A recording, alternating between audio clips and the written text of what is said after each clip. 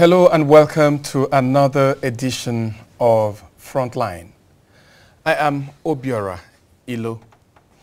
This week we'll be focusing on two critical issues that affect Nigeria.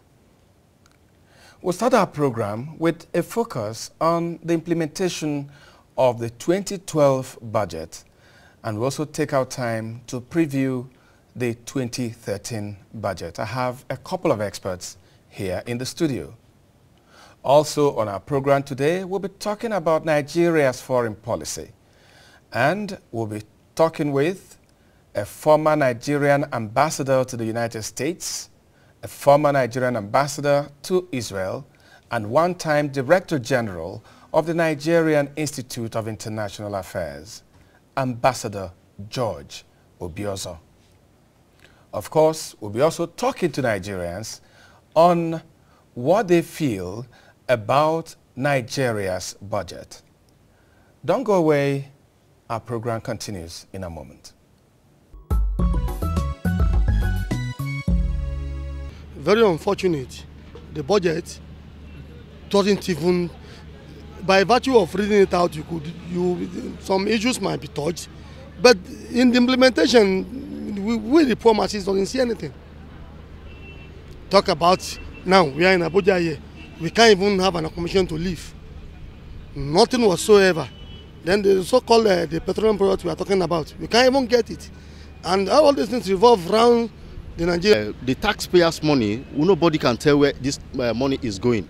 Every year they keep inflating the budget, Of course, no one can give account of where the budget is going. To me, the masses are seriously suffering. They're seriously suffering. So the government have to do something that have to favor the masses. You score that the last year's budget has passed. There's nothing to show for it. It doesn't show in our electricity. It doesn't show on our education sector. It doesn't show in our electricity. It doesn't show in many things. People are still suffering. So the budget of Nigeria is not a reality budget. It's only the political elites that are enjoying this budget, but the budget are not affecting Nigerian citizens. The area of institutions, water, roads, those things need to be in place. They need to be in place so that Nigerians will feel the budget, because every year we experience one budget and the other, but we are not seeing it. For obvious reasons, no. Because of the political dynamics of our budget implementation. When you talk about budget implementation, you talk about the sincerity of the purpose of who is at the helm of affairs. When the budget is being drawn up, what is at the back of their mind? They really sincerely want to implement these things, or do they want to come up with figures with which to do what is at the back of their mind? When there is sincerity of purpose, that is the first. Then we go into the political dynamics and economic dynamics, of course. So that was why I said, obviously, it doesn't affect the lives of the average Nigerian. Really, no. This is because the masses were not part of the makeup of the budgets. Their interest is not captured. I believe that if they have been told, this is what we need, this is what we want to do, they will have had their input. And so it may not eventually reflect their desires, since they were not carried along. Secondly, what we hear very often is the figuration. And so if you look at the amount allocated for a particular purpose, and you want to justify that to what is on ground, you discover there is almost zero. And so what we have is budget in theory, but not in the practice. Implementation of the 2012 budget, and we are previewing the 2013 budget. How much of it have we implemented? What are the problems? How do we make it better and have a quicker, faster budget implementation process? With me in the studio, I have Emmanuel Uche. Emmanuel Uche is a development consultant. Emma, you're welcome. Thank you very much. I also have Joseph Amenawon. Joseph is a program coordinator, economic governance at OSIWA. that is Open Society Initiative for West Africa. Joseph, you're welcome. Thank you very much. Well, at this time every year, we see a kind of frenzy in a lot of ministries. They're trying to make sure that whatever is left that hadn't been spent over the months was quickly spent. And we're talking about a budget of 2012. Some say it's 50% implemented, some say it's 60%, some say it's 70%. Let me start with you, Joseph. Why are we having this problem every year? You know, let's say a ministry like Ministry of Works, so many roads to be done, and they have monies in their capsule and they're not able to use them. Why do we have these problems? I think a number of people have tried to link it to the entire work plan around the budget itself. To say, for instance, why do you set targets that you know definitely might be a little difficult to implement? But again, you must take it back that this budget, the implementation actually started in April, shortly after it was signed, because the 2011 budget actually dovetailed into 2012. So from April, we can start counting down to implementation. And if you look at the implementation reports that are pasted on the website of Budget Office, you realize that they actually give reports to say that this has been done, this has been done, and that has been done. But in terms of percentage of absorption of the budget, it has become a constant source of conflict between the National Assembly and the Ministry of Finance. The issue is this: they've not been able to clearly explain to us what are the real terms in terms of implementation. You hear them use terms like cash back, you hear them use terms like utilize and all that. But in terms of real work being done, we've not been able to capture this in either photographs or in real terms. And that's where we have the challenge. Until we're able to translate our work plan in terms of what we exactly want to do to real budget terms, I think we're going to keep having the same challenges. Okay, Emma, you are a development consultant, and when we talk about budget, we talk about development. How does this bureaucratic bottlenecks, how does it impact on the well-being of the people, on the economy, on everything? Thank you very much for that question. I think the issue you're putting on the table on how the bureaucratic red tapes around the budgeting process impacts on the common man on the streets is common knowledge. It's common knowledge. It's manifest in all the development indicators, all the indices, all the parameters that show whether we're moving forward or whether we're moving backwards. In terms, whether it's the MDG goals or even in terms of physical infrastructure, name it, in every sector is manifest. And I personally want to think that it's important that we begin to move the country along result-based budgeting. It's unfortunate we do budgeting as a ritual, and that's the reason why we are where we are. Unfortunately, again, the holy books will say, if the foundation be destroyed, what can the righteous man do? All the foundations that needs to see the budget works in Nigeria are either non-functional, have been corroded by corruption, or there is just this lack of the necessary political will to make it work. And I think we need to go back to the basics, at least strengthen the structures and mechanisms. You know, I had a little time in government, and I remember that in some discussions when it was time for budgeting, you found out that they had templates where, of course, a particular road has been on the budget. It appears every year on the budget with, you know, a particular sum of money, except that this time around it's either reviewed upwards or comes downwards. And it looks like, just like what you said, it has become a ritual. How can we make budgeting more realistic in Nigeria? Because I've had guests, ministers, people in authority come to this program and you're challenging them about the implementation of certain projects in the ministry, and they say it is the budget. Like you said, the budget was approved in April. How can we make this budget to be alive to our everyday needs? There is a different dimension to that too. People have argued that we seem to want to go into new projects all the time. And I think one way we can deal with this is to look at the available projects. What are the existing projects? Why are they not completed? Rather than plunge into new projects, why don't you try and complete the existing projects? The more you try to do new projects, you keep on expanding this whole idea of people putting in the same figures, you know. So I think we can do it this way.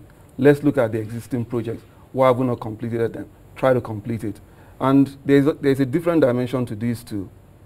Oftentimes we try to focus on just the federal budget, but there's also the subnational dimension to it. Most of our people actually live in the states. And we need to also begin to look at what are the state governments doing with their budgets. Because oftentimes you try to relate this to only the federal government and it doesn't always add up. Agreed, the federal government bears a whole responsibility of taking care of some, like roads for instance. We all know clearly that this entire issue about Ibadan, Lagos Express Road is a big deal. The Benin or Shagamu Road is a big deal. But if you go into the states themselves, what the state government are supposed to do, some of them are not even up to it. So we need to find a balance between the two. But I think a way to go is to audit the existing projects. Somebody once said that, I did read something that somebody said we have over 9,000 or over 6,000 projects. And out of it, a lot of them are still abandoned projects or projects that are in phases of being implemented. Or they're just in the books. Yes, yeah. Yes. I like to contribute to this as well. Particularly, you made a very solid point relating to the fact that most of the attention seems to focus on the national and the federal level implementation of the budgets. But let me start by saying that rot in a system often starts from the head. And if there is to be a change in the system, then it needs to start from the head. People need to lay the foundations. And I like to say that it's not just a peculiar Nigerian problem. In most economies, they have similar challenges, but over time, they've been able to look inwards, introspect, and find creative ways of addressing their challenges. Take, for instance, in the US, there used to be low budget performance, okay, in some periods, but in 1993, there was this Government Performance Reporting Act that was enacted, which established the Office of the Ombudsman, okay, and under that same act, there was the new budgeting approach that was called R4 approach. And R4 meant results reported, resources requested, which basically says you cannot ask for resources in a new budget year without effectively accounting for the results you achieved in the past year.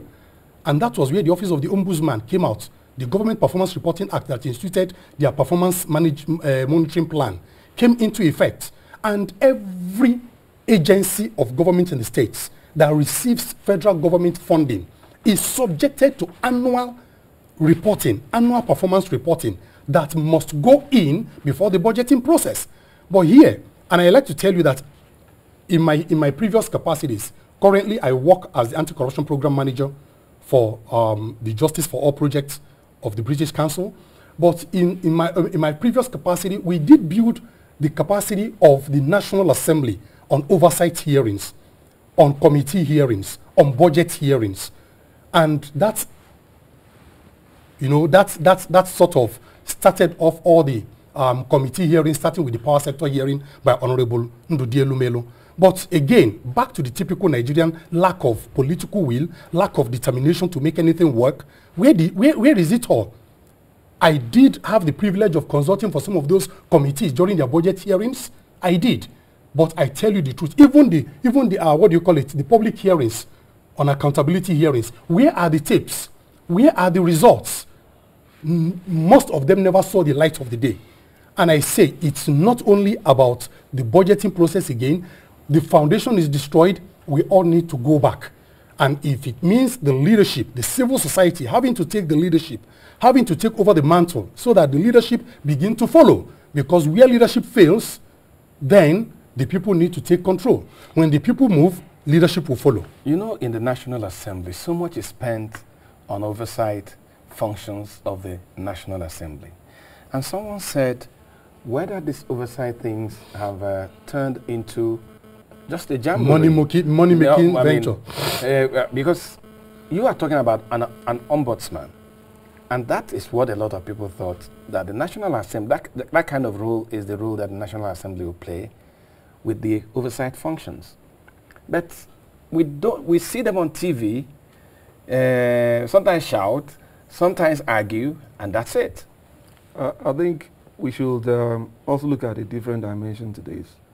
In 2011, the federal government actually signed the Freedom of Information Act into law. Yeah.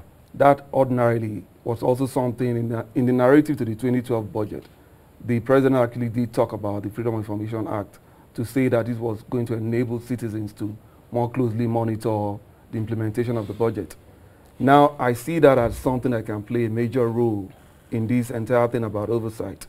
One, if for instance, the ministry department and agencies actually followed through with this whole idea of opening up their books in the sense of putting on their different websites their income and expenditure, what they receive from government, and how they are progressing with implementing their different budgets, it helps in one way in the sense that we don't necessarily have to have all these oversight tools per se. People already connect with, people already have access to such information, and they can also actually become the ones that send in the necessary information to say, you know what, in our community, this entire road has been tarred, it has gone up to this level. And some of the civil society groups, at least some of the groups that we fund, have been able to do what you call the capital budget pull-out for the different zones, southeast, northeast, and all that, so that ordinary individuals, ordinary citizens can know what actually is in the budget that is supposed to come to their different communities. Now the other level is to take it to that level where they are able to monitor exactly when the monies are released, which contractor is going to manage the project, and to also do these feedback reports. So you are suggesting that the ordinary Nigerian should be the ombudsman? Yeah, that's correct. Yes. The civil society. Certainly. Every one of us. Certainly. Well, you know, when I used to work in the civil service, if you took money to travel, you didn't get another one when you had another travel, except you retired the old one. Do we have that kind of system in the ministry? That gets to exactly, well, I've not been a ministry staff, but I doubt if that exists. But the point he's just made is basically putting on the table the, what do you call it, budget tracking mechanisms, you know, it's called public expenditure tracking. Yes. Okay, PETS. And which exactly was originated under the, what do you call it, the reign of Yoweri Museveni in Uganda. Because then in Uganda, all monies that were allocated to education, they had only 13% performance. Only 13% of every money voted then got to do the actual work that affected the lives of the people. Then came the PETS, the public expenditure tracking system.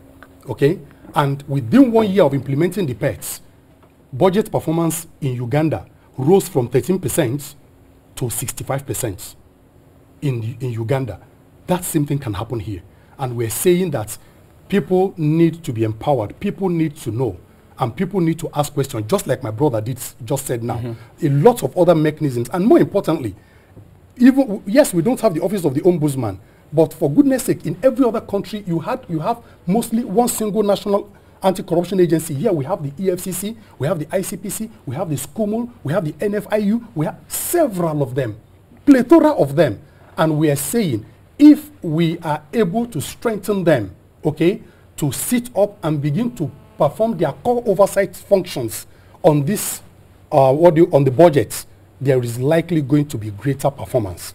But the National Assembly, for you to get allocation in the budget and all that, you need to go to the National Assembly to defend what you have done. That's true. So is it not possible for the National Assembly to say, Ministry A, you're not getting a dime this time, because you have not shown us, I mean, enough proof of how you used the one we allocated to you last year. That might work, but I don't think it's going to work under this dispensation. But we can take a cue from what the president is trying to do with his ministers by signing these performance bond, performance contract with them. One thing is that can we get to see what this performance contract is? Because the president actually says this is going to dovetail to the parastatals to say the permanent secretaries and all that will also try and sign performance contracts. Let us see what this is about. And if this actually enhances project monitoring and all that and budget implementation, perhaps we'll know. Such that it's possible that before the next budget cycle, 1 or 2 ministers will have been fired based on their non-performance. And this will clearly mean that such a ministry will probably not get the required funds. Okay, we're almost running out of time, but I would like to ask this question. A lot of people have also looked at, I mean, in looking at, for instance, the 2013 budget, a lot of people have said that there's a lot of, call it budget padding, you know. You have this subhead saying, oh, you have 20 million for medicals, and then you have another one saying you have 20 million for medical supplies and things like that. Yeah. Is it that there's no sieving, you know, when this budget hits the National Assembly, that they don't tear it apart and look at, you know, where things are being requested for more than once or more than twice? Because some people say it's a racket. I know. Sorry. Yeah, maybe you should go.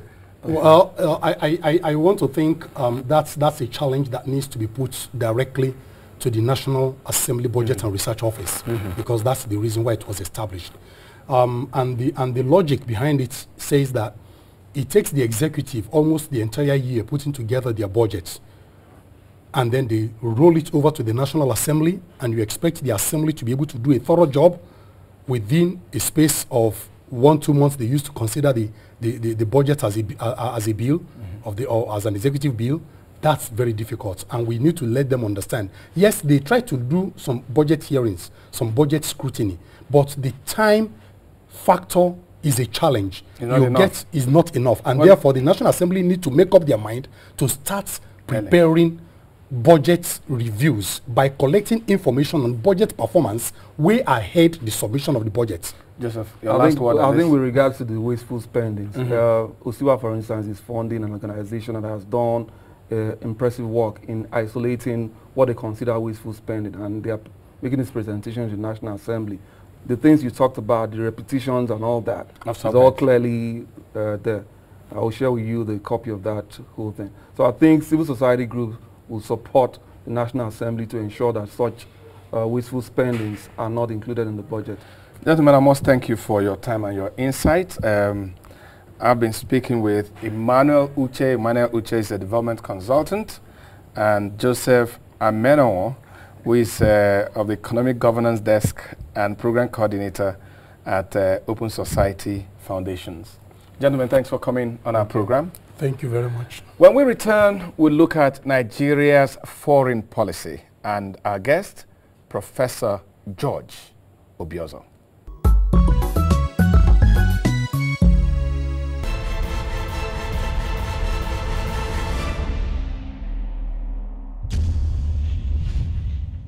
In your own words, today we have a diplomat, a specialist in international affairs, someone who's held several positions of responsibility for the Nigerian government, a former ambassador of Nigeria to Israel and Cyprus, a former ambassador of Nigeria to the United States, former Director General, Nigerian Institute of International Affairs.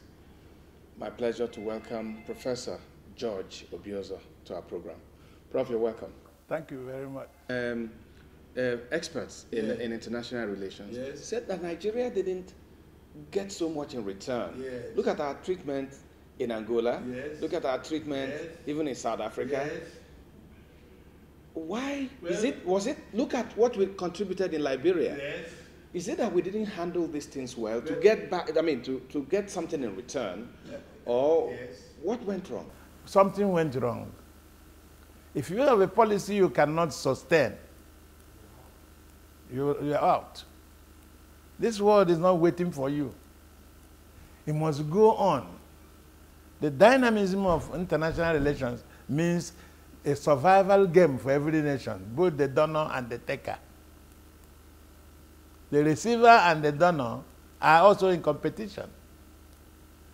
You see, we have misconstrued our relation with South Africa. As far as I'm concerned, South Africa and Nigeria must live in symbiotic life. They must continue to relate peacefully and cooperate economically. South Africa may have some sophisticated factories and industries, but they don't have the market. Nigeria is the inevitable market. South African industries can't compete in Europe or Asia. They can effectively grow if they are Africa bound. In the world in Africa, where African trade with the rest of the world is 96% outside of Africa and only 4% within Africa, is it nice? So where did we go wrong? We see, the truth of the matter is our government has done what is expected of government. So, Mr. Ambassador, where did we go wrong? The government's business is to create the conducive atmosphere. The businessmen to exploit. Your own businessmen to exploit. Unfortunately, we didn't have such a class of businessmen capable of exploiting the opportunities existed where the government has opened up such opportunity. Whether we're talking about South Africa or talking about Liberia or even Namibia, a few Nigerians that were courageous enough to take the opportunity to do business there are doing business. But sir, when Joe Garba wrote Diplomatic Sojourn, yes, he talked about the disrespect yes, that a lot of these emerging leaders in countries where Nigeria had contributed so much. Definitely. In fact, I must confess, I was a very good friend of Joe Garba. It was General Garba and I who went as observers for the first democratic election in South Africa that elected Mandela. We were Nigerian delegate observers representing the head of state. Now, so I knew him and I knew what the book was all about. What I'm trying to tell you, sometimes investment, the kind we have made in Africa, are such that you cannot immediately reap the benefits. It's a long term. I also want to say that whereas we have had some bad experience with many of them, which had made our foreign policy look like Red Cross, Good Samaritan. In general analysis of it, Africans have also come to our help whenever we needed them most, particularly the crucial support they gave to the Nigerian side during the Civil War. Of all the countries in Africa, only few, about 4 or 5, recognized Biafra. It was not easy for them not to, but because of the remembrance of such goodwill of Nigeria in the past, that they all kept away. The other thing I want to ask is that the United States, for instance, let's say when they went to Iraq and invested so much in Iraq, they made sure that all the contractors that came from rehabilitation, reconstruction, and so all that. So they made when America invest in a country, they also invest in the psyche of the people, so that if you remember during the bipolar struggles, you know, they sent people to America to taught them in the American way of life and all that. But in Nigeria, we go to Liberia, we spend so much money, and we don't even influence one politician in Liberia. That is not also true. You don't see everything. Nigeria influences some politicians in different parts of Africa. I cannot stay here and agree that we don't influence some of them. They can't just announce it in public that Nigeria is influencing me. The issue here is that not everything is done in public, politically, for your information. And secondly, not all Nigeria's actions will be reciprocated. Sometimes, ingratitude occurs quite often in international relations. In fact, it is almost a reverse of what you see in the Bible. It's more blessed to take than to give in international relations, because people can't come out feeling guilty because they took from you. But the issue here still remains government role in citizens' involvement in trade with all those countries. I feel strongly that government role principally is to create a conducive opportunity for its citizens to go and invest. You know, a lot of people talk about Nigeria's glorious days of diplomacy. Yes. And they talk about... By the way, under President Ibrahim Babangida, it became increasingly part of the foreign policy of Nigeria to encourage Nigerian businessmen to invest in some friendly countries. That process was named economic diplomacy. I am very happy to also say today that I was glad to note that today economic diplomacy has been reinstated as a focus of Nigerian foreign policy. Because if you use what you have to get what you want, that's what the diplomacy, economic diplomacy is all about. And if it begins to operate, as I hope it will, now, this kind of lacuna, where you give and you go back like a Red Cross, you don't know the name of the person you have rescued. You don't know, you know, you pay the bill and you go. And you just walk away. You just walk away. That's the Red Cross syndrome. It will stop. You know, a lot of people have talked about the glorious days of Nigeria's diplomacy, and they recall the days of Tafawa Balewa, Jaja Wachuku. Definitely. Of course, they talk about the days of Moritala Mohammed, yes, where Nigeria... I don't want to stop you, but I want to stop faking. How long was Murtala Mohammed the foreign policy to have impact people are talking about? The people talk about it. Of course, that's perception. The reality of the matter, the reality of what I feel that is important for us to discuss is the result. The result. In recent years, I can remember authoritatively, and I use the word authoritatively, that under two regimes, Nigerian foreign policy received the attention that made everybody proud. One of that was under IBB, and the other was under General Olusegun Obasanjo as a civilian leader. 1999 to 2007, when you talk about Nigeria in the world, people stood up. President Obasanjo was a foreign policy president. What was the magic? Leadership. He was a foreign policy president. Habibi was a foreign policy president. So the truth of the matter, what we faced in between is that somewhere along the line, there have been a little difficulty for us to maintain the same momentum, which I think is now gradually coming back. In my previous discussions with you, you said that what helps a country's foreign policy includes power. Yes, of course. Includes internal strength, domestic strength. Domestic strength, yes.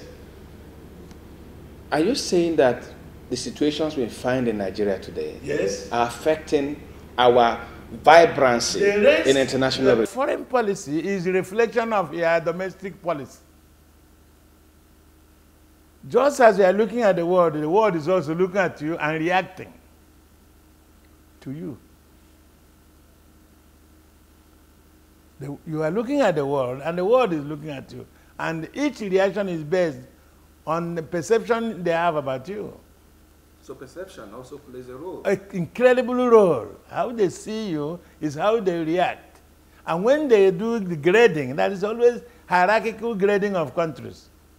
Nations that are very powerful respect themselves on the basis of reciprocity.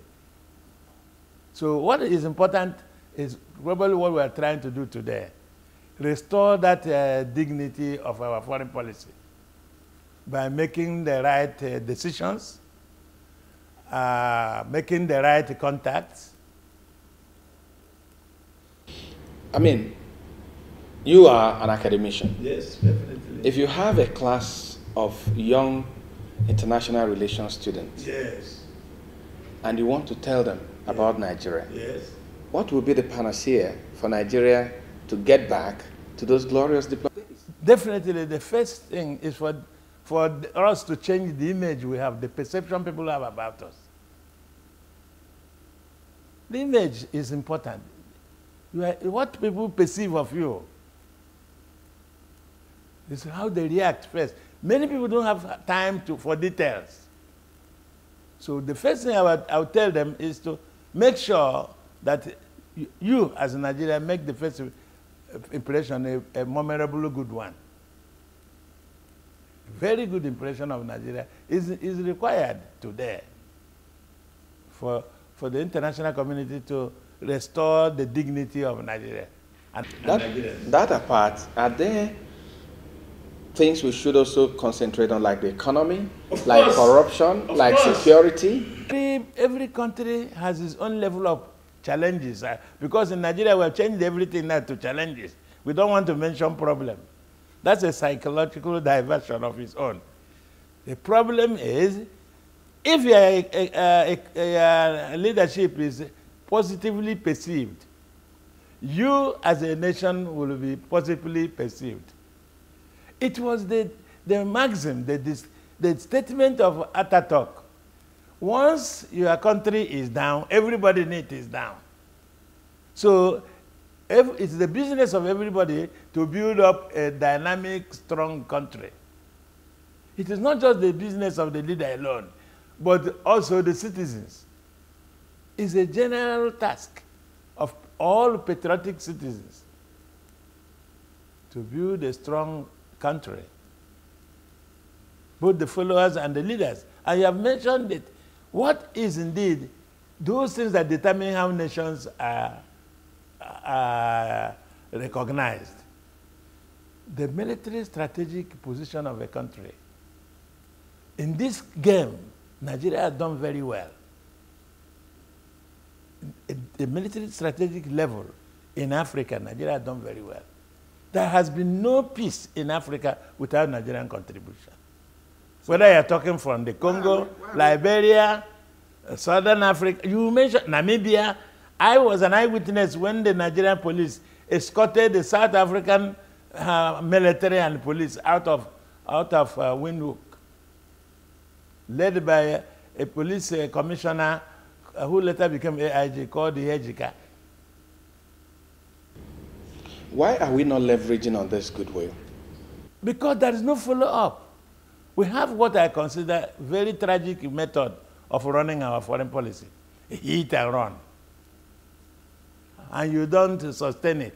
After a while, the whole thing falls apart. All relationships that last are institutionalized and maintained. There is no doubt. But if it's hit and run, every group begins a new thing. I heard a story, I don't know how true it was, but I heard that when ECOWAS was being founded, some of the older leaders, even though Nigeria contributed to mostly to what was being spent on ECOWAS, wanted to take the headquarters to their countries. And the president at that time, or head of state at that time, said, not when we have invested this much. And that led to bringing the... It was a good leadership. But today Nigeria can't even win elections in Africa anymore. No. There was also a decision in the African Union, or then OAU, Organization of African Unity, then, that particularly 5 major powers in Africa should not vie for Secretary Generalship of the OAU, and now Africa Union President. But South Africa just did. Of course. The fact that they violated it doesn't mean they're right. But of course, all is fair. All is fair in love and war. So now that they've violated it, it is now a free-for-all game. A lot of people say that Nigeria's foreign policy today is just reactive. What has gone wrong with our kind of diplomacy that Nigeria was known for? Proactive, preventive diplomacy. Yes, preventive diplomacy is important. Planned diplomacy. Yes. Why have we suddenly become reactive? It's not entirely reactive. That is honestly not entirely reactive. The issue here is that we should sit down and redefine our priorities. To be honest with you, we should now sit down and redefine our priorities based on our vital national interest, which, as I said earlier, will include our military strategic interest, our political diplomatic interest, our economic and social interests. All of them put together. We are talking about national security, we are talking about the prosperity of our people, we are talking about peace, we are talking about honor of our country. You get my point. As a matter of fact, we should sit down and review our priority within the international system. And then, in my own view, we should go into what I call selective engagement in our foreign policy. Choose who you want to make your enemies. Choose who you want to make your friends. But make everybody generally look like friends. And have a reason for it. But have good reason for it. Because if you think everybody is your friend, you must be making a terrible mistake. Because in this business, you have rivals, you have envy, you have all sorts of reciprocal suspicion and hostility of position. So what I'm trying to say, go back, go into selective engagement in terms of possible countries that you must ensure are your friends. Others may not be your enemies, but obviously don't give them as much emphasis or much attention as you give to your friends.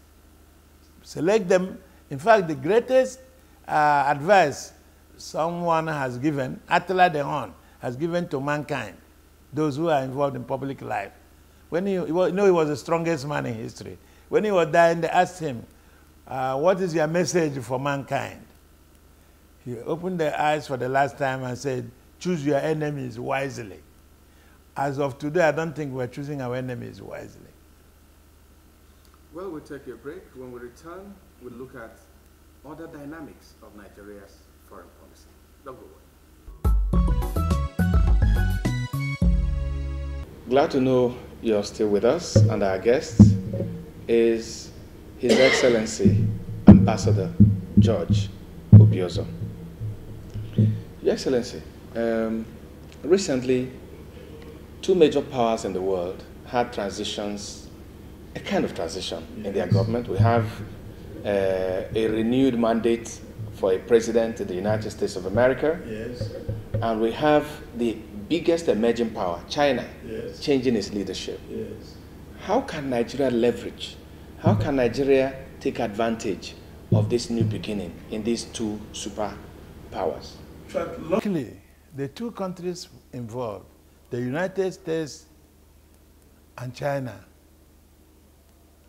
are very friendly countries to Nigeria, or I would use the word friendly disposed towards Nigeria. Even to go further, the United States had declared openly and through resolutions, even within the Congress and within the administrative branch of the U.S. government, that Nigeria is a strategic partner. Only friendly countries who are cooperating at the level of strategic, military strategic levels can be strategic partners. strategic partners does not also stop only on military level of cooperation. Because as you know, Nigeria and the US are cooperating in many, many areas, including areas of counter-terrorism and peaceful resolution of conflicts worldwide. The United States, on this level, recognizes Nigeria's immense contribution to the maintenance of peace within the international system. Hardly has there been any UN effective and successful operation that did not include Nigerian military contingent. Today, even today as we are talking, Nigerian forces are in Darfur and other parts of the world, no matter how many, in peacekeeping. The United States appreciated this, and we in Nigeria are very proud of our country's contribution to the maintenance of international peace and security. On the part, on this part alone, definitely we have good relation with the United States. Economically, we are probably the largest, one of the largest trading partners of the United States. We are in Africa, one of the largest. What is even more, on our own part, the US depends and buys our oil productions, our petroleum business partners, mainly United States is one of them, one of the most serious. Probably the high percentage of our crude is bought by the United States. In other words, we have very good relations. On the diplomatic level, definitely there are no serious major conflict between Nigeria and the United States. We still have cordial and friendly relation with the United States. Ditto China. The People's Republic of China has good relations with Nigeria. So the two countries are very friendly to us. What we can do is to deepen and maintain those relationships through mainly, as I say, through bilateral relations. Believe me, you can follow your diplomacy through emphasis in bilateral relations or through multilateral relations. I would prefer for Nigeria to put emphasis on bilateral, our relationship one-to-one with different powerful countries in the world. It's part of what I consider as selective engagement. We engage those countries that are crucial in our national interest. You know, you talked so much about economic diplomacy. Definitely. And I mean, when talking about China, talking about the United States, yes. I'm also looking in that direction. Definitely. But you find out that our economic relationship with countries like this are to our disadvantage because we are a consumer nation. Our trade balance is in favor of this. Certainly not with the United States. That is, U.S. runs a trade deficit with Nigeria based on the fact that there is nothing we can buy from America that will be like what America is buying for us in terms of cost, oil. So with China, I can see some problem about deficit, but actually not much. See, China's economy has not actually become a threat to our economy and cannot be because there's nothing they are producing that we are producing more. In other words, that they are in direct competition. But our relationship on the economic sphere with China has almost grounded almost every industry in Nigeria. Furniture, electronics, name it. In fact, I know that furniture is relatively banned in Nigeria. So that is economic protectionism. It's left for your country to decide what can come in and what will not come in. Anything that is adverse to what you can produce better in your country and sell at a cheaper level rate to your citizens should actually be banned, is acceptable. But then if you are talking about open market, please let your industries be competitive too. You get my point? Sure. So our relationship with China, we should go into partnership and ventures with some of these major countries. Let them invest in our own infant industries in terms of partnership. That's what I think is going to be useful to us. To round off this conversation, let me take you back to your tour of duty in Israel and your tour of duty in the United States. What do you remember about those tours, and what were the high points? Give me the high point, beginning with Israel, is that Nigeria has a lot to learn from Israel. The whole concept of philosophy of self-reliance, the whole idea of agricultural success is definitely, we can learn a lot from Israel. If the Israelis and Nigerians have partnership in agricultural development, which they try to do at one time, give this country 10 years, will be definitely food exporting. I want to tell you, as an addendum, Egypt is a good example of what I'm talking about. Agricultural miracle happened in Egypt because of relationship with Israel. And what's that? Agreement and Mubarak's agreement with Israel changed Egypt from food importing to food exporting. And for agricultural miracle. Jordan joined it in 1994, and they're enjoying it. I think Nigeria should actually find time to find the ways of joint agricultural agreement for enhancing productivity of our major food products, our food items, yam, cassava, the rest of them, for enhancement through Israel agricultural experiment. And then you say about the United States, definitely AGOA, you have heard about it. Oh, yeah. Also heard about the billions the U.S. has deposited for the cure of HIV, tuberculosis, malaria, for one. And then all other ancillary assistance coming from the United States. In terms of education, it has become one of the destinations for education for Nigerians.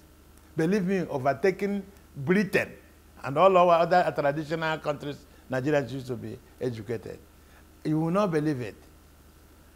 There is no country that has contributed to public education in Nigeria more than, in recent years, more than United States. No country has produced more literate Nigerians on higher education at the highest skilled level than the United States. So for me, when I was in the US, I was amazed by the level of achievement of Nigerians, particularly those in the medical field. Your Excellency, let's end this program by asking you, if you were going to deliver a lecture to new crop of Nigerian Foreign Service officers, in summary, in a few words, what would you tell? I would just say take care of Nigerian foreign policy, particularly in area of our national interest. This world is not a fair place alone.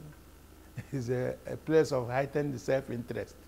If we say Nigeria must survive, Nigerians must work for it. Nothing is guaranteed. In a competitive world, nothing is guaranteed.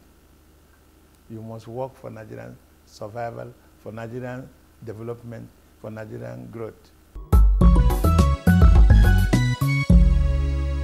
Still talking about Israel and the Palestinians, just a few days back, Mohammed Abbas came back from the United Nations. He was celebrated by the Palestinians.